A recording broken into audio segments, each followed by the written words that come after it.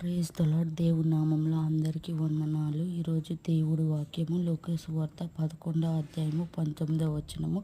10 మంది కుష్ఠరోగులు స్వస్థత పొందడం చూద్దాము. ఆయన యెరూషలేమునకు ప్రయాణమైపోవచ్చు సమరయ గలిలయ మధ్య వెళ్ళుచుండగా ఆయన యొక్క గ్రామంలో వెళ్ళుచుండగా 10 మంది కుష్ఠరోగులు ఆయన ఎదురుకు వచ్చి దూరంగా నిలిచి, యేసు ప్రభు మిమ్మల్ని కరుణించమని కేకలు వేసిరి. ఆయన వారిని చూచి, మీరు వెళ్ళి మిమ్మల్ని యాజకులను కనపరచు వారితో చెప్పమని వారు వెళ్ళుచుండగా శుద్ధులైరి.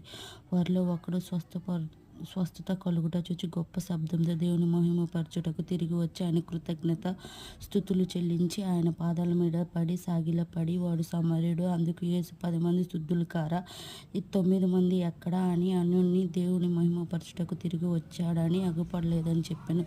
నీవు లేచి పొమ్ము, నీ విశ్వాసమే నిన్ను స్వస్థపరచనని వారితో చెప్పాను.